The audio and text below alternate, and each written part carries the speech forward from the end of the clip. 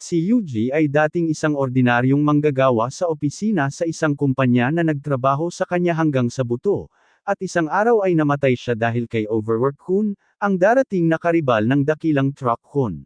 Nagising siya sa isang mundo na may mahika at mga halimaw, muling isinilang bilang isang tamer, na itinuturing na pinakamahina sa lahat ng klase, ngunit salamat sa masipag at matalinong mga slime na kanyang naging kaibigan, nagkaroon siya ng malawak na hanay ng mga kasanayan at kakayahan, kasama ang pangalawang klase na tinatawag na Sage, ngunit itinago niya ito sa mundo.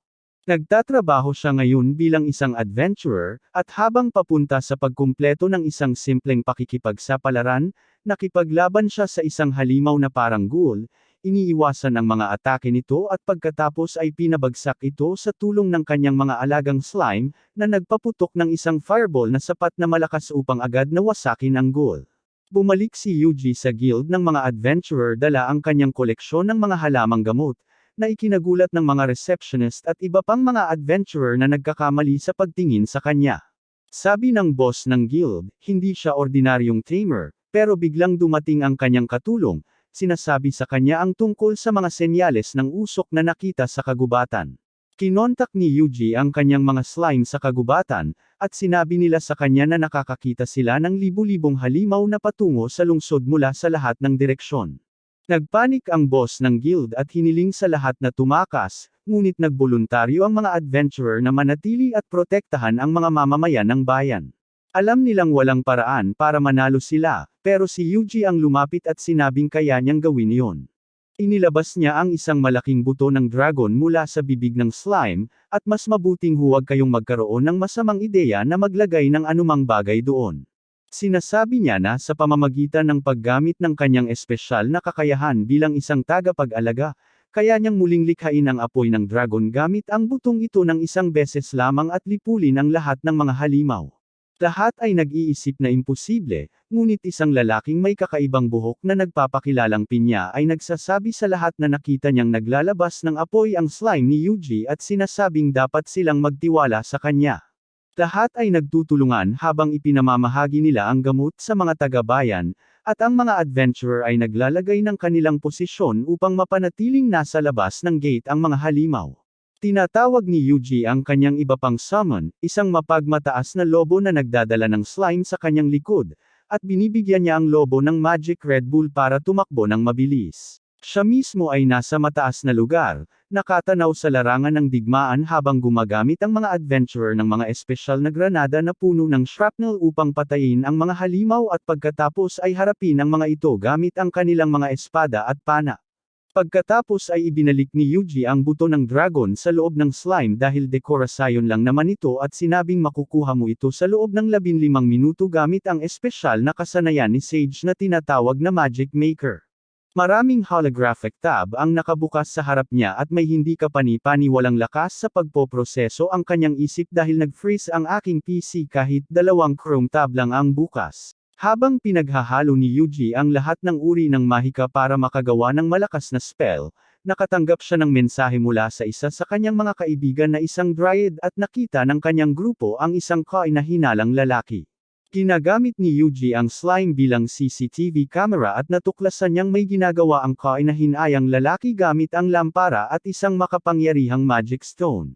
Magiging mapanganib ito kaya nagpasya si Yuji na agad itong harapin sa tulong ng dryad at ng mga slime. Tumalon ang mga slime sa isang puno at pagkatapos ay ginamit niya ang kanyang kakayahan upang ilipat ang kanyang mahika sa kanila at tinamba ang lalaki gamit ang isang mahiwagang lambat. Pagkatapos ay naglalagay siya ng hadlang sa paligid ng bato bago niya alisin ang sumpa rito at gawing ordinaryong bato. Hinihiling niya sa kanila na ibalik ang lalaki para sa interogasyon ngunit sumisigaw siya ng slogan ng kanyang organisasyong terorista bago uminom ng lason at mamatay. Samantala, dinala ni Proud Wolf ang uhog sa bayan at hinati ni Yuji ang mga ito sa mga grupo upang tulungan ang mga adventurer. Inililipat niya sa kanila ang mahika ng bowl ang apoy at pinapalayo nila ang mga halimaw at mas tiwala ang mga manlalakbay sa pagdating ng suporta. Nanghihimasok ang resepsyonista ng guild sa pagmamanman kay Yuji at namangha siya nang makita itong nagpapalabas ng mga salamangka, ngunit hiniling niya sa resepsyonista na tawagan ang mga adventurer dahil may malaking gagawin siya. Sinabi niya sa mga slime na pamwesto sa labas ng bayan ng pantay-pantay ang layo at pagkatapos ay inilipat niya ang kanyang mahika sa kanila upang lumikha ng higanteng harang sa paligid ng bayan. Pagkatapos ay nagpalabas siya ng malakas na mahika na tinatawag na Hellfire of Demise palabas mula sa hadlang at sinabog nito ang mga halimaw, ang kagubatan, at lahat ng nasa daan nito, katulad ng mga gender reveal na nawawala ng kontrol. Pero hindi sapat iyon para maalis ang lahat ng halimaw at mahina ang pakiramdam ni Yuji dahil kinailangan niyang isakripisyo ang kanyang HP para makagamit ng mas maraming mahika kaysa sa kanyang kakayahan sa MP. Wala siyang pagpipilian kundi gawin ulit ito para iligtas ang bayan at muli niyang ginamit ang hadlang at mahikang Hellfire para talunin ang lahat ng halimaw at pagkatapos ay bumagsak. Gumagaling siya sa loob ng ilang araw at habang dumating ang resepsyoniste para bigyan siya ng pagkain, narinig niya ang pagdiriwang sa labas at nalaman niyang isa na siyang bayani ngayon. Iniwan siya ng resepsyoniste, sinabihang magpahinga, ngunit nang bumalik siya sa gabi para bigyan siya ng karagdagang kumot, umalis na siya sa bayan ng tuluyan dahil hindi siya gustong makakuha ng anumang atensyon. Sinabi ito ng resepsyoniste sa boss ng guild at sinabi nito na umalis ang bayani sa bayan na kanyang niligtas ng walang katanyagan o pera. Ngunit sinuri niya ang lalaki, ang kagubatan, gamit ang kristal at natuklasan niya na kabilang ito sa Blue Moon of Salvation cult na kumakalat ang mga ugat sa buong kontinente. Naiwan ni Yuji ang isang slime doon bilang especially iya at naririnig niya ang lahat habang nakarating siya sa susunod na bayan. Nangingibabaw din ang grupo niya sa bagong bayan at gutom na gutom din silang lahat, kaya binilhan niya sila ng sapat na karne na magpapaiyak sa isang vegan. Pagkatapos nito, pupunta siya sa guild ng mga adventurer sa lungsod na ito, pero hindi naman sila karaniwang tumatanggap ng mga tamer at makakapagparehistro lang si Yuji dahil mayroon siyang mga kasanayan sa pagsubaybay na mataas ang demand. Habang tinitingnan niya ang anunsyo ng trabaho, isang grupo ng mga manlalakbay ang gustong kunin siya bilang miyembro ng kanilang grupo dahil kailangan nila ng taga-subaybay. May gumagamit ng punyal na nagngangalang Rades, isang mamamana na nagngangalang Tina, at isang gumagamit ng sibat na nagngangalang Liza. Hindi gusto ni Rades ang mga tagapag-alaga, pero pinaalalahanan siya ng mga babae na hindi sapat ang kanyang reputasyon dahil madalas mawala ang mga miyembro ng kanyang grupo. Gusto nila si Yuji at ang kanilang grupo at pinipilit si Rades na tanggapin siya o palayasin. Ganoon na lang, sumali si Yuji sa kanilang grupo at nagsimula silang maglakbay para hanapin ang dragon ng lupa na nagtatago sa kalapit na kagubatan. Ginagamit niya ang kanyang lobo at slime para matukoy ang anumang halimaw sa lugar at humahanga ang grupo sa kanyang kakayahang maghanap. Si Rades ay nagmamadaling lumapit sa unang grupo ng mga halimaw na kanilang nakita at pinatay silang lahat ng mag-isa, at pagkatapos ay sinabi niyang tumaas na ang kanyang pagtingin kay Yuji ngayon. Sa gabi, nag-uusap sila tungkol sa mga bagay na may kinalaman sa pakikipagsapalaran at tila alam ni Rades ang mga bagay na ito bilang isang veterano at nag-alok pa nga na magbantay sa gabi. Habang natutulog si Yuji, nananaginip siya tungkol sa unang pagkakataong dumating siya sa mundong ito. Sobrang pagod niya kaya akala niya ang window ng kanyang system ang screen ng kanyang opisina, pero pagkatapos ay natutunan niya ang pagiging tamer at natame niya ang una niyang slime sa pamamagitan lamang ng paghipo dito. Dinala siya ng uhog sa isang kubo sa gubat na puno ng mga libro at habang pinupulot ni Yuji ang isang libro, natuklasan niya na ito ang katumbas ng nuclear bomb recipe sa mundong ito na nakabukas. Pero natuto siyang gumamit ng mahika sa pamamagitan lamang ng pagbabasa niyan, at biglang dumating sa kanya ang iba't ibang uri ng uhog na gustong paamuin.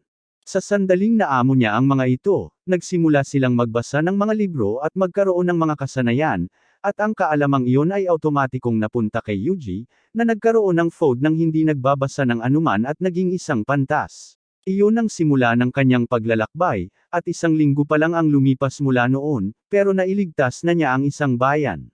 Nagising siya nang tumawag ang mapagmataas na lobo, na nagsabi sa kanya na tumatakas si Rades at sinusundan siya ng mga babae dahil pinaghihinalaan nila ito mula pa noong una at ngayon ay napagtanto na malapit na siyang magtaksil sa kanila. Nasa mataas din siyang antas ng pagka-alerto at inatake ang isang slime na sumusunod sa kanya, ngunit salamat sa kanyang kasanayan sa pagiging tahimik, nakaligtas siya. Tumakbo muli si Rades habang hinahabol siya ng mga babae at iniiwasan niya ang mga bitag sa kanyang daan patungo sa isang todo upang magulat sa kanyang amo, isang kilalang bandido at mangangalakal ng alipin. Iniulat ni Rades na may 2 batang babae siyang kasama na malaking halaga ang ibibigay at may isang tagapag-alaga na sa palagay niya ay mamamatay na lang mag-isa. Nakikinig si Yuji sa lahat ng sinasabi at napagtanto niyang totoo ang mga tsismis, pero pagkatapos ay may sinabi ang boss ng mga bandido tungkol sa bughaw na buwan ngayong araw at may propesya na may sakunang babagsak mula sa langit sa gabi ng bughaw na buwan at pinatay pa niya ang isang lalaking naglakas loob na mang-insulto sa kanya. Hindi na balak ni Yuji na makinig sa kanila at nagpasya siyang tapusin sila gamit ang isang mahinang spell, kaya inutusan niya ang kanyang slime na palibutan ang tolda ng mga bandido at gamitin ang spell range frost, na mas malakas kaysa sa inaasahan ni Yuji at ginawang icebox ang mga tolda at popsicle ang mga bandido. Nagulat ang mga babae nang makita ito at sinabi ni Yuji na kaya rin ang kanyang mga slime na gawin yun ng mag-isa, sinusubukang iwasan ang anumang kredito para dito. Inilabas ng mga slime ang nagyayelong boss ng mga bandido na kinilala ng mga babae bilang isang kilalang bandido na may mataas na gantimpala sa ulo. Nasisiyahan sila at sinasabing sana ay sinabi na lang ni Yuji sa kanila ng mas maaga, sana ay umasa na lang sila sa kanya, pero naaalala niya na naghirap na siya ng husto dahil doon at hindi na naman niya sasayangin ang isa pang buhay sa pagpapasa ng responsibilidad ng iba. Pero sa tingin niya, mapagkakatiwalaan ang mga babae para ipakita ang ilan sa kanyang kakayahan at pinag-uusapan nila na magtayo ng kampo sa ibang lugar. Inihagis ni Yuji ang kanyang slime sa kalangitan kasama ang sonic boom at nagsilbing drone ito, nakahanap ng magandang lugar kung saan nagtayo ng tolda ang mga slime, nag-apoy, at naghanda pa ng pagkain sa utos ni Yuji. Nagulat ang mga dalaga pero bumalik sila sa pagtulog at habang natutulog, si Yuji ay iniisip lamang ang propesya na sinabi ng bandido at ang kultong tinatawag na Blue Moon of Salvation. Nagpatuloy ang grupo sa kanilang paghahanap kinabukasan ngunit wala silang nakitang bakas tungkol sa Earth Dragon. Pinupuri ng mga babae si Yuji, sinasabing malapit na nilang makita ng kanyang slime, at sa tingin niya ay labis siyang pinupuri. Bigla niyang nalaala ang araw na kumuha siya ng pagsusulit para sa kanyang evaluation bilang adventurer. Ang mahiwagang kristal na sumusukat sa kanyang potensyal ay nabasag sa sandaling hinawakan niya ito, at pagkatapos ay nagpalabas siya ng bowl ang apoy na sapat ang lakas upang ganap na wasakin ng isang malaking bato. Ang Destructor at iba pang mga kandidato ay nagulat nang makita iyon at hindi niya nais ang ganitong uri ng tensyon muli. Kaya ginagamit ni Yuji ang kanyang magic limiter skill para bawasan ang kanyang lakas at sinusubukan ito sa kanyang mga slime sa pamamagitan ng paggamit ng mahihinang spells sa mga kalapit na halimaw. Bagaman hindi nakamamatay, sapat na rin ang mahihinang salamangka para matalo ang mga halimaw. Pero biglang nagkulay lila ang kalangitan at lumitaw ang bughaw na buwan kahit araw. Sinabi ng mga slime kay Yuji na may kakaiba silang nararamdaman at nakikita niya ang bagyo at kidlat na nagliliwanag sa mga ulap. Pagkatapos ay may bumagsak na parang maliwanag na liwanag at pagka-landing nito ay winasak ang buong lugar ng kagubatan na parang bomba atomika, pagkatapos ay nawala ang kulay lilang langit. Pero ang malaking pagsabog na iyon ay simula pa lamang at ang tunay na panganib ay ang malaking asul na dragon na naging sanhi nito sa pamamagitan lamang ng pagbagsak. Agad na inutusan ni Yuji ang kanyang slime na lumikas at sinabi sa mga babae na may isang dragon na mas malakas at mas malaki kaysa sa Earth Dragon na malapit sa kanila.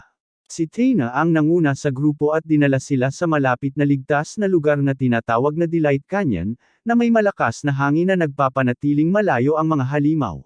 Hindi sigurado si Yuji tungkol sa kaligtasan doon at inutusan ang kanyang ipinagmamalaking lobo at gang na mauna at suriin ang canyon. Nakakahanap sila ng mga halimaw sa loob at gamit ang kanilang kakayahang magbahagi ng kasanayan, natatalo sila ng mga slime gamit lamang ang mahihinang salamangka. Pero pagkatapos ay halos tangayan sila ng malakas na hangin at natuklasan nila ang pinagmulan nito na nakatago sa mga bato. Hindi nagtagal, hinabol sila ng isang higanteng pulang oso kahit takot ang lobo. Pinabagsak ng mga slime ang oso at ligtas silang nakalabas sa canyon. Sa pagpapalam nila kay Yuji, biglang pumutok ang lupa sa ilalim ng kanyang mga paa at biglang lumitaw sa kanyang harapan ang Earth Dragon. Agad na nagtago ang mga babae pero nagpasya si Yuji na labanan ang dragon. Nagsisimula siya na mahina ang mahika at walang elementong may epekto sa matigas na kaliskis ng dragon, kaya naman sumasalakay ito pabalik at nagtatapon ng mga bato sa mga babae. pero gumagamit si Yuji ng rock bullet attack para basagin ang mga batong iyon at iligtas sila. Habang malapit nang magsimula ang ikalawang round, may napansin si Yuji nang gamitin ng dragon ang Pokemon attack sa pamamagitan ng paggulong patungo sa kanya. Umiilag si Yuji at pagkatapos ay inutusan ang lahat ng slime na ito na paputukan ng mga balang bato ang dragon. Wala naman itong ginawa kundi panlilinlang lang at habang muling inaatake ng dragon si Yuji, pinigilan siya ng malakas na hangin na nagtulak sa kanya sa gilid. Pagkatapos ay ginamit ni Yuji ang kanyang kasanayang Hellfire at pinasabog siya ng tuluyan, at nang lumabas ang mga babae, buto na lang ng dragon ang natira.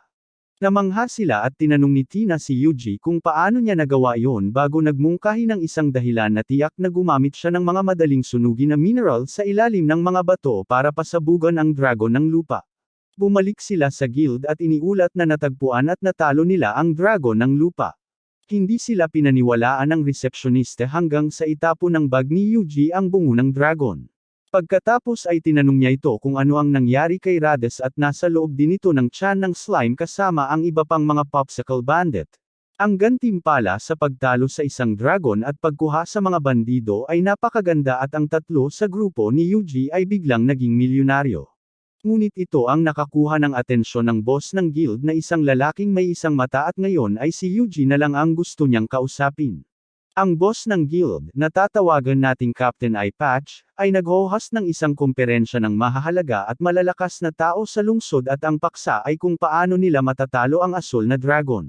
Sawa na si Yuji sa mga ganitong pagpupulong at sa tingin niya, sana email na lang ang pagpupulong na ito. Biro lang yun sa trabaho pero baka masyado kayong walang trabaho para maintindihan yun. Hiniling ni Kapitan Eye Patch kay Yuji na ilarawan ang asul na dragon dahil nakita niya ito ng malapitan at ginamit niya ang kanyang kakayahan upang iguhit ang dragon mula sa kanyang memorya. Ang detalyadong imahe ay nagulat sa lahat at ang pari na nakaupo sa tapat ni Yuji ay naglabas ng isang banal na aklat na naglalaman ng imahe at kwento ng parehong dragon. Sinasabing bumaba ang dragon sa lupa mula sa madilim na kalangitan at lumaki, hanggang sa tuluyang nilipol ang kontinente sa loob lamang ng 3 araw. Natalo ito ng isang sugo ng Diyos na may kapangyarihan ng mga Diyos at sa palagay ni Kapitan Eye Patch ay hindi nila mahahanap ang gayong mandirigma sa kasalukuyang panahon, ngunit naaalala niya na 30 taon na ang nakalipas ay nagkaroon ng solar eclipse sa summer solstice at nang mangyari ito, nagsagawa ang mga pari sa malaking katedral ng kabisera ng seremonya ng pagtawag sa espiritu upang ilabas ang isang mandirigma mula 30 taon sa hinaharap upang itaboy ang sakuna. Ang petsa ng pagtawag sa mandirigma ay 1 linggo na ang nakalipas at hindi sinabi ni Yuji sa kanila na dumating siya sa mundong ito noon. Sa tingin ng pari, tiyak na nabigo ang seremonya at maaaring naparito ang dragon bilang epekto nito. Ngunit pagkatapos ay muling nagdilim ang kalangitan at iniulat ng mga slime kay Yuji na lumaki ang asul na dragon, na sinabi niya sa pagpupulong. Nagkagulo ang lahat, ngunit sinabi ni Kapitan Eye Patch na hindi sila maaaring mag-atubili at bukas sa pagsikat ng araw ay sasaktan nila ang dragon gamit ang lahat ng kanilang makakaya. Si Yuji ay hindi makapag-isip ng ibang bagay kundi ang labanang ito sa restaurant nang lumapit sa kanya sina Tina at Lisa at sinabing sasali sila sa grupo ng mangangaso ng dragon dahil sa malaking bonus na inaalok. Nagtitiwala sila na hanggat kasama nila si Yuji, walang mangyayaring masama. Habang paalis sila sa pari mula sa pulong, lumapit si Yuji at nagpakilala bilang si Style mula sa Maringal na katedral ng kabisera. May gusto siyang ibigay sa kanya kaya dinala niya ito sa simbahan. Kinuha niya ang isang lumang at hindi maayos na punyal mula sa isang kahon at sinabing ginabayan siya ng Diyos sa pamamagitan ng isang propesya upang dalhin ito rito. Alam ni Muddy at ng mga pari ang kapangyarihan o tunay na halaga nito, pero sa tingin ni Style, magagamit ito ni Yuji ng maayos. Tinanggap ni Yuji ang punyal at nalaman na ito ay tinatawag na punyal ni Kethis na hindi masisira, pinagpala, at kayang ituon ang mga kakayahan ng mahika ng gumagamit sa dulo ng talim. Sinasabi sa kanya ng estilo na sa kanya na ito ngayon dahil iyan ang kalooban ng Diyos. Sa gabi, muling iniisip ni Yuji ang laban bukas at nagtataka kung gaano karaming buhay ang mawawala. Muling nagkulay lila ang kalangitan at sinabi ng slime sa kanya na sinisipsip ng dragon ang mahika mula sa paligid at lalong lumalaki. Naalala muli ni Yuji ang araw ng kanyang pagsusuri nang sabihin sa kanya na napakalakas ng kanyang mahika at naisip niya na baka kaya niyang talunin ang asul na dragon kung susubukan niya. Agad siyang sumakay at kasama ang kanyang mga slime at mapagmataas na lobo ay pumunta upang makita ang asul na dragon. Inutusan niya na isang slime lang ang manatili sa harapang linya para atakehin ang dragon. Ang kanyang paglipat sa Goven ng Hellfire of the Maze ay hindi magiging epektibo sa ganitong distansya at para sa isang target lamang ay pinili niya ang Hellfire of Decimation at inilipat ito sa nag-iisang slime. Inilunsad niya ang malaking bowl ang apoy at pinasabog ang asul na dragon ngunit hindi ito gumana kahit mahina ang dragon sa apoy at banal na mahika. Ito lamang ang nagpagalit sa dragon na umuungal at nagtipon ng lakas upang magpakawala ng mga destructive energy beam para walang pinipiling atakihin si Yuji, ngunit nailigtas niya ang sarili gamit ang kanyang barrier spell.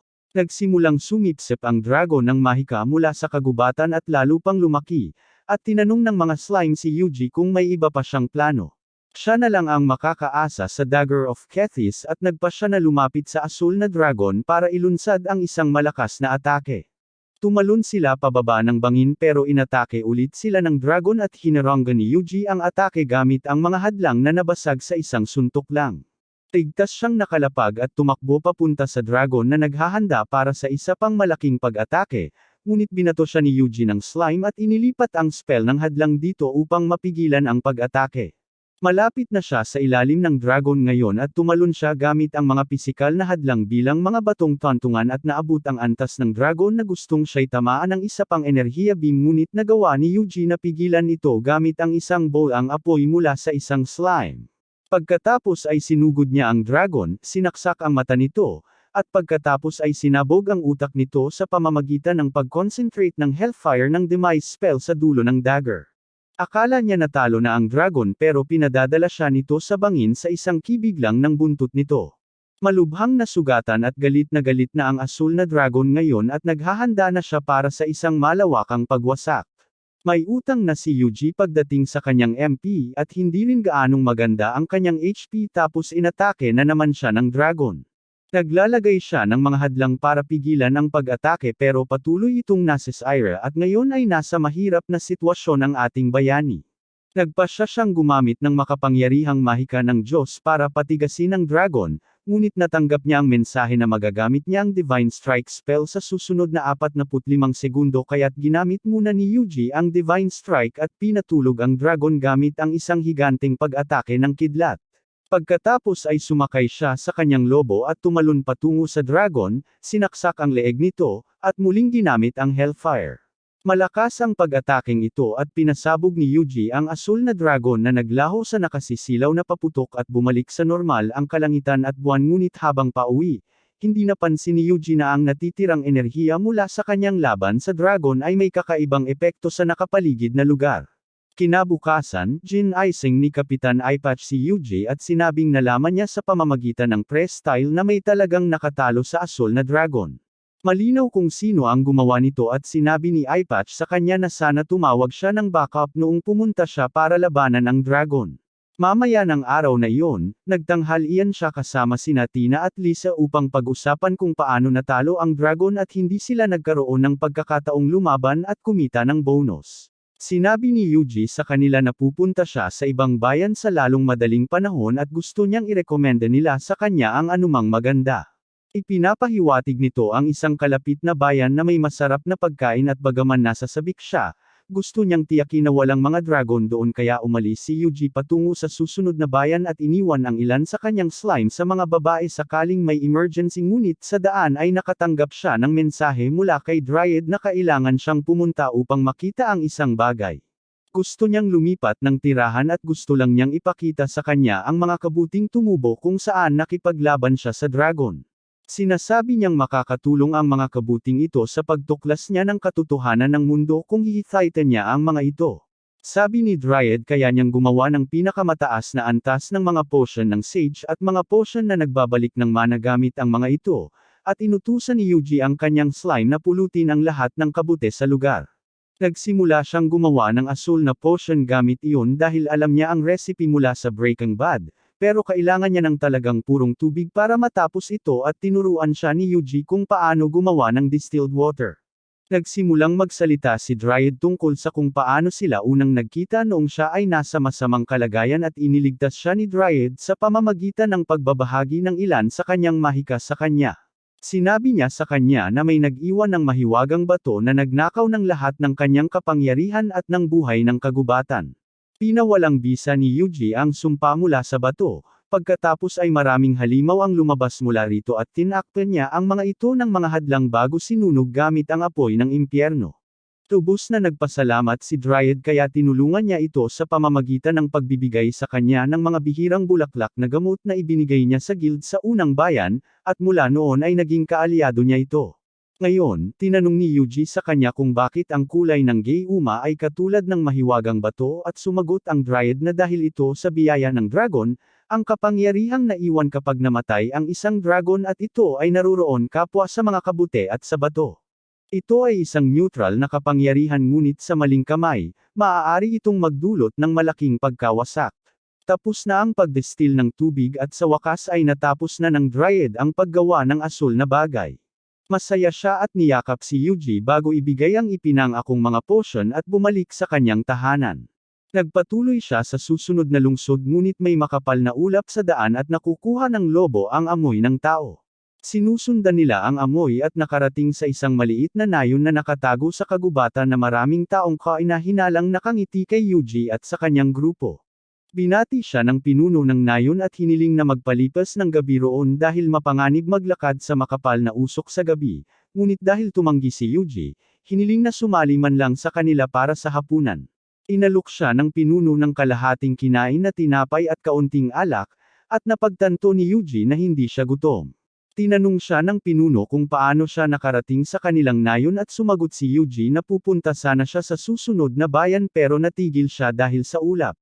Tinitingnan siya ng mga tao at sinabi ng pinuno na hindi sanay ang mga tao dito sa mga manlalakbay. Nang malaman ni Yuji na ang nayon ay tinatawag na Messias, nagpaalam siya at patuloy na nakaramdam na may kakaiba talaga sa lugar. Nagpatuloy siya sa kanyang paglalakbay at malapit nang makarating sa kanyang patutunguhan ngunit nang makita niya ito, natuklasan niyang natabunan ng nyebe ang bayan at isa na namang kakaibang sitwasyon ang naghihintay sa kanya. Naglakad siya papunta sa bayan habang biglang nagbago ang panahon mula tag-init patungong taglamig at mas malamig pa sa kaya niyang tiisin kaya tiningnan niya ang kanyang mga kakayahan at natuklasan niyang magagamit niya ang isang isolation barrier upang mapanatiling mainit ang kanyang sarili. Pagdating niya sa gate, nalaman ni Yuji mula sa bantay na biglang nagbago ang panahon 10 araw na ang nakalipas at may mga namatay pa nga dahil dito. Sinabi pa nga sa kanya ng gwardya kung saan makakahanap ng masarap na pagkain pero parang walang laman ang bayan tulad ng aking mga mensahe. Nahanap ni Yuji ang pinakamagandang kainan sa bayan pero naubusan sila ng kahoy sa pagtatangkang magpainit at walang pag-asang magbukas anumang oras. Hindi pa nga sila makapag-ani ng kahoy ngayon dahil mas maraming usok at mas kaunting init ang ilalabas nito. Kaya nagpasya siya na mismo ang mag-asikaso ng mga bagay-bagay sa pamamagitan ng pagpunta sa kalapit na kagubatan. Hindi man lang niya alam kung anong mga puno ang ginagamit nila sa pagluluto at tinawag niya ang kanyang palakol pandigma at pinutol ang lahat ng puno sa kanyang saklaw. Ginawa niyang panggatong ang mga puno at natuklasan niyang kaya niyang utusan ang putik na sumipsip ng tubig mula sa mga ito at mabilis ding nagiging handa ang kahoy. Dinala niya ito sa chef na nagsabing masyadong tuyo ang kahoy at masyadong malakas ang init nito para sa pagluluto kaya nagdagdag si Yuji ng kaunting tubig sa kahoy at ginawa itong perpektong panggatong. Nasisiyahan ang chef sa kalidad at nagbigay ng buong lektura tungkol dito bago nagsimula sa kanyang trabaho at sinabing maghahanda siya ng espesyal na bagay gamit ito. Sinabi ni Yuji sa kanya na maaari siyang magkaroon ng mas maraming kahoy kung gusto niya at sapat ang tumpok ng mga troso sa kusina para matamba ang mga sabaw ng chef. Ang mga slime ang nagre-rehydrate sa kahoy na panggatong para maging perpekto ito, at pagkatapos ay inihahanda ng chef ang pinakamagandang piraso ng steak na natikman na ni Yuji. Pagkatapos lubos na masiyahan, narinig niya na hindi pa nga ito ang pinakamagandang ulam ng restaurant, ngunit walang sapat na panggatong ang bayan kaya nagpa siya ang chef na gumawa ng mabilisang ulam. Gusto ni Yuji na matikman ang pinakamasarap na ulam kaya pumunta siya sa guild kung saan ang lahat ng quest ay tungkol sa pagkuha ng panggatong at ipinadala siya ng receptionist sa silangang gate para makilala ang mga mangungulekta ng panggatong at singilin si Wodka. Si Wodka ay isang lalaking inilaan ang kanyang buhay sa pagwawakas sa mga kagubatan sa pamamagitan ng pagputol sa mga ito dahil hindi niya gusto ang nakakainis na mga kabataan na nagsasalita tungkol sa pagliligtas sa kapaligiran. Ipinaliwanag niya kung paano hindi nila kayang magbigay ng sapat na kahoy sa bayan kahit na tumutulong ang mga kalapit na nayon. Tinanong siya ni Yuji kung tinutulungan din sila ng nayon ni Messi pero sumagot si Wodka na matagal nang abandonado ito. Kakaiba yun pero nagpasya si Yuji na mag-focus muna sa pagpuputol ng kahoy at habang nagpuputol siya ng dosenang puno sa isang kawayan lang, nagulat niya si Wodka at ang lahat ng iba pang nagpuputol ng kahoy. Pagkatapos ay nagtanong siya tungkol sa karaniwang sukat na kailangan ng samahan at si Wodka ay makatango na lang habang tinatapos ni Yuji ang trabaho sa loob ng ilang segundo. Pagkatapos ay tinutuyo niya ito sa tulong ng uhog at naghahanda na naman para maghiwa. Ibinalik niya ang kahoy sa guild kung saan nagulat ang receptionist sa kanyang kakayahan at natuto si Yuji mula sa kanya tungkol sa isang maalamat na tagapag-alaga ng halimaw na dating nagdadala rin ng mga bagay sa tulong ng kanyang slime. Nagpasya siyang tanungin si Style tungkol dito sa susunod nilang pagkikita pero sa ngayon kailangan niyang ideposito ang lahat ng kahoy na naani niya matapos sirain ang kalapit na kagubatan. 3 araw lang tatagal iyon sa bayan kaya sinira rin ni Yuji ang mga kalapit na kagubatan at pinutol ang bawat malaking puno na makita, na nagpasaya at nagpagselos kay Wodka ng sabay. Kinabukasan, bumalik siya sa restaurant para sa kanilang sikat sa buong mundo na nilagang karne at nagkaroon ng malaking pagsabog ng lasa sa kanyang bibig na sulit ang hirap na ginawa niya kahapon. Ang sinabi ng chef ay hindi pa rin ito ang kanyang pinakamahusay na gawa dahil nasesire ang pinagmumula ng kanilang mga damo ng mga halimaw na kumakain ng pinakamasasarap na bahagi. Tinanong lang ni Yuji kung anong uri ng halimaw ang nasa harap nila bago pumunta sa mga bukid ng damo at hinati niya ang kanyang slime sa 2 grupo para protektahan ang bukid at manghuli ng mga halimaw. Nakita ng search and destroy team ang halimaw na winawasak ang mga bukid, na isang higanteng baboy ramo na mukhang triceratops. Ipinadala ni Yuji ang kanyang magic na bowl ang apoy sa mga slime at lalo nilang pinrito ang baboy kaysa sa kung paano mo piniprito ang iyong mga kaibigan, pagkatapos ay hinabol nila ang bawat halimaw sa lugar. Ngunit pagkatapos ay nakahanap ang mga slime ng kakaibang kayumangging kristal at kahit si Dryad ay walang ideya tungkol dito. Hinawakan ito ni Yuji para malaman pa ang tungkol dito at nagsimulang sumipsip ng kapangyarihan nito kaya napagpasyahan niya na ito na nga ang biyaya ng dragon. Sa tingin ni Dryad, baka ito ang nangyari dahil masyado itong sumisipsip ng mahika mula sa lugar at naging napakalamig. Bukod pa riyan, masasabi niya na gawa ito ng tao dahil naglalabas ito ng mahika ng tao. Nagpasya si Yuji na linisin ang bato gamit ang kanyang disc ball spell at naging bato ito. Pagkatapos ay inutusan niya ang iba pang mga slime na magkalat at maghanap ng mas maraming magic crystals na katulad nito at napuno ang buong lugar ng mga ito at gamit ang mapa ay natuklasan niya na ang mga ito ay inilagay sa pormang perpektong bilog. Sinundan ni Yuji ang kanyang pakiramdam at pumunta sa gitna ng bilog kung saan mukhang maayos ang lahat. Naramdaman niya na may nakatago dito kaya sinabi niya sa isang slime na umatras at sinabi niya kay Dryad na ipikit ang kanyang mga mata dahil hindi niya magugustuhang makita siyang sisira ng isang kagubatan. Ngunit sinabi nito na mas mabuting sirain ang isang maliit na bahagi ng kagubatan kaysa hayaan ang kakaibang mahika na sirain ang buong ekosistema. Sa pamamagitan nito, sinira ni Yuji ang buong lugar gamit ang apoy ng impyerno at sa gitna ng crater na nabuo dahil sa kanyang pag-atake, mayroong pasukan patungo sa isang lihim na lugar. Nagpasya siyang pumasok at alisin ang pinagmulan ng sipon na ito dahil ayaw niyang mapalampas ang masasarap na pagkain ng bayan. Sinipa ni Yuji ang pinto at nakita niya ang isang napakalalim na hukay na gawa ng tao na nagdadala sa kanya sa isang piitan sa ilalim ng lupa. Sinabi niya sa Dryad at sa mayabang na lobo na bumalik habang ang mga slime ay naghahanap sa paligid at nakakita sila ng isang high-tech na laboratorio sa malapit. Nagtataka si Yuji kung talagang galing sa mundong ito ang teknolohiyang ito, pero pagkatapos ay may natuklasan ang mga slime na mas kawili-wili pa. Ang mga pulang mahiwagang bato na sumisipsip ng mahika ay ginagawa sa pasilidad na ito at pagkatapos ay biglang may ilang manggagawa na tumatakbo papasok sa lab at sinasabing bigo ang kasalukuyang batch at tumakbo upang sabihin ito sa kanilang superior na nagngangalang Jarvis. Nagpasya si Eugene na hanapin ang siyentistang nagngangalang Javier at ang kanyang mga plano na magpalaboy-laboy sa isang guho na binabantayan ng mga slime na maingat na tumatalon sa paligid. Kaya ginagamit niya ang kasanayan sa pagtatago ng halimaw sa kanila para manatiling nakatago at iniwan silang maghanap ng karagdagang mga pahiwatig. Bumalik siya sa gubat nang sabihin sa kanya ng dalawa sa kanyang mga slime na nakita nila ang dalawang manggagawa sa lab bago pumasok sa isang silid.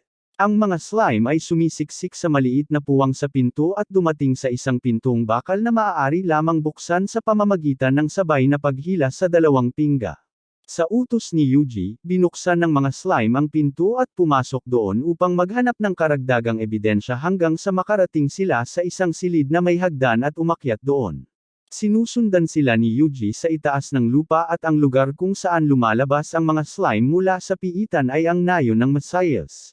Nakita ng mga slime ang dalawang lalaki na nag-uulat kay Javier, ang lalaking nagkunwaring pinuno ng nayon ngunit miyembro pala ng kultong Blue Moon of Salvation. At ginagamit nila ang abandonadong nayon bilang kanilang base para gumawa ng mga mahiwagang bato. Lumabas na nasira ng malaking pagsabog mula sa nakaraang atake ni Yuji ang kanilang makinarya at ngayon ay hindi na sila makagawa ng mga magic stone. Nagpanik si Javier at bumuo ng grupo para kunin ang mga sinumpang kristal ng mineral mula sa kagubatan, at sinabi niya sa kanila na patayin ang lahat ng saksi dahil wala na silang kailangan sa nayong ito. Sa palagay ni Yuji, lumalala ang sitwasyon at bago pa man makagawa ng anumang masama ang masamang kulto, inutusan niya ang kanyang slime na palibutan ang nayon at lumayo ng kaunti mula rito. Ang susunod na hakbang ay maghanap ng mga tao sa nayon na hindi bahagi ng kulto at suriin ang lugar, ngunit walang ganito. Nakahanap ng silid-aklatan ang mga slime at hiniling ni Yuji sa kanila na dalhin sa kanya ang lahat ng libro at dokumento, at nilamon naman ng mga slime ang mga ito. Ang mga teroristang ipinadala upang kolektahin ang sinumpaang mga mineral ay nakasalubong ang mga slime at natrap sa mahiwagang lambat ngunit sa halip na mahuli, nagpasya silang wakasan ang kanilang buhay. Walang pakialam si Yuji at inutusan ang mga slime na sumunod sa plano, pagkatapos ay may mga slime na nagulat sa kanya na nakakita sila ng napakahigpit na pinto na hindi nila mabuksan.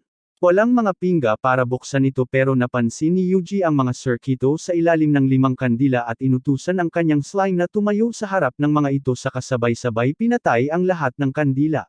Bumukas ang pinto at sa loob nito ay isang kayamanan ng kalansay ng tao na itinalagang bantay ngunit kalaunan ay nakalimutan ng lahat.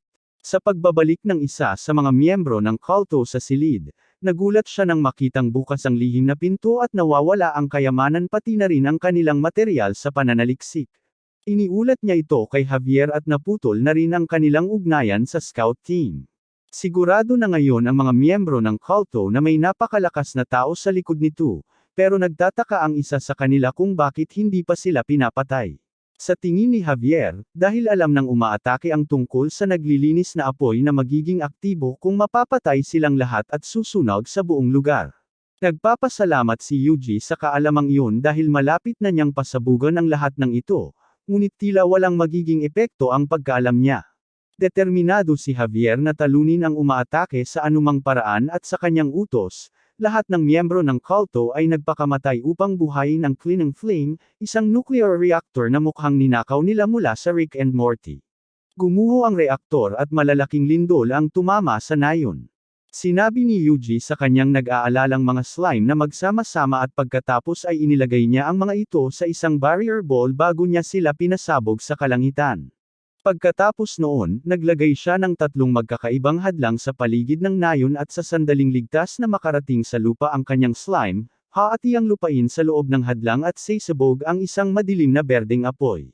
Masyadong malakas para kayanin ng mga hadlang at nagsimulang mag-isip si Yuji ng kanyang plan B ngunit dahil walang hadlang na sapat ang lakas sa kanyang listahan ng kakayahan, nagpasya siyang gumawa ng isa. Pinagsama niya ang mahika sa pag-alis ng sumpa at mahika ng yelo para lumikha ng bagong spell na tinatawag na Total Isolation Array at kinulong ang naglilinis na apoy sa perpektong Q na epektibong makakapigil dito, Ngunit malaki ang nagagamit nitong mana at ang MP ni Yuji ay nagiging utang na parang mga pautang ko sa pag-aaral. Habang itinutulak ng naglilinis na apoy ang isolation array at bumababa ang HP ni Yuji para takpan ang kanyang negatibong MP, umaasa na lang siya na mananaig. Sa huli, sumabog ang naglilinis na apoy mula sa tuktok ng hadlang at naglaho sa loob ng 1 segundo, at nagpapasalamat si Yuji na may natitira pa siyang HP. Katatapos lang niya itong ayusin nang lumabas mula sa pinagtataguan ang takot pero mayabang na lobo at sinabi ni Yuji na walang hapunan para sa mga tamad. Pagbalik niya sa bayan, nag-aalala ang lahat sa kanya dahil nawala siya pagkatapos pumunta Mangaso ng mga ligaw na baboy. Sinasabi rin nila na hindi niya nakita ang dalawang malalaking pagsabog na parang mga meteorites na bumabagsak sa kanila. Ngunit dahil dito, sa wakas ay nagsimula ng matuno ang nyebe at hindi nagtagal ay bumalik na sa normal ang panahon sa bayan. Ang mga taga-bayan ay naghahanda ng isang literal na town warming party at si Yuji ang panauhing pandangal dahil sa pagbibigay niya sa kanila ng kailangang panggatong. Gayun din, dahil natalo niya ang halimaw na baboy, naghanda ang chef ng pinakamagandang nilagang gawa sa pinakamagagandang sangkap at muling nakamit ni Yuji ang kaliwanagan sa isang kagat lamang at bumagsak siya na may ngiti sa mukha. Nagising siya sa kanyang kwarto na iniisip pa rin ang pagkain pero nagpasya siyang tingnan ang mga dokumentong ninakaw niya kay Mesias. Sa sandaling buksan niya ang unang balumbon, nawala ang lahat ng impormasyon na nakapaloob dito dahil sa ilang uri ng mahikang laban sa pirata. Nagpatuloy ito hanggang sa isang dokumento na lang ang natira na may teksto at naglalaman ng mga pangalan ng mga taong hinahabol ng Blue Moon Cult. Nagulat si Yuji nang makitang ang huling pangalan sa dokumentong ito ay kanya. May isang grupo ng mga mamamatay tao na humahabol sa kanya, kasama na ang isang babaeng nakasuot ng nakalilitong baluti at isang lalaking nakamaskara na sabik na makipaglaban sa kanilang huling target. Sinabi ng babae sa kanyang kapareha na hindi siya gagawa ng anuman maliban kung kumpirmahin niya na banta si Yuji at kapag ginawa niya iyon, maglalaan siya ng oras para pahirapan ito hanggang sa mamatay. Habang nag-uusap sila, nakita ng nakamaskarang mamamatay tao na naglalakad siya sa kagubatan gamit ang kanyang mga mata na mas malaki ang zoom kaysa sa camera ng iPhone. Umalis si Yuji sa bayan ng mga gourmet sa sandaling nalaman niyang hinahabol ng mga mamamatay tao ng kulto ang kanyang buhay at sa rekomendasyon ng resepsyoniste ng guild, patungo siya sa isa pang bayan na sikat sa monster armor nito at perpekto para sa isang tamer na tulad niya. Nasa sabik din ang mga slime na pumunta sa bagong bayan dahil makakakuha sila ng malaking lakas doon, ngunit sinabi ng isang slime kay Yuji na pinagmamasdan sila. Napansin na ito ni Yuji at bago pa man siya mahanap ng mga mamamatay tao, sinusubaybayan na niya ang mga ito sa tulong ng isang nakatagong slime spy. Lumapit sila sa kanya at ginamit ng nakamaskarang mamamatay tao ang kanyang mahiwagang mata para malaman na mapayapang natutulog ang kanilang target sa gitna ng kagubatan. Gusto niya siyang patayin kaagad pero gusto ng babaeng may pulang buhok na maging maingat. Binabalaan niya ang kanyang masigasig na kasosyo na subukan lamang ang nakakatawa kung mayroon siyang hanggaring mamatay, at matapos ang mahabang panahon ng pagmamasid kay Yuji, napagpasyahan niya na isa lamang itong ordinaryong tamer. Ngunit nais ng babae na bantayan siya sa buong araw bago magkaroon ng conclusion, at naririnig ni Yuji ang lahat ng kanilang sinasabi at nakumpirma na sila nga ay mga mamamatay tao na ipinadala ng kulto ng bughaw na buwan.